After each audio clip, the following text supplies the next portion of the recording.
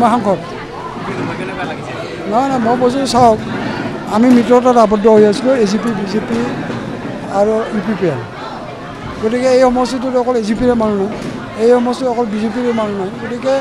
আমি এই সমষ্টিটোৰ উন্নয়ন যদি কৰিবলগীয়া হয় তেতিয়াহ'লে AGP BJP প্ৰত্যেকৰে উন্নয়ন কৰিব লাগিব গতিকে আৰু মই যিহেতু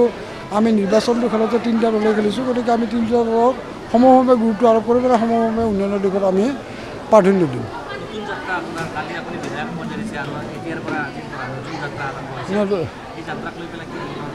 নাই নতুন যিটো যাত্ৰা আৰম্ভ হৈছে মই ভাবোঁ যে মই যোৱা 38টা বছৰীয়া বিধায়কৰ কাৰ্যকালত যেনেধৰণে মই ৰাইজক সেৱা আগবঢ়াইছিলোঁ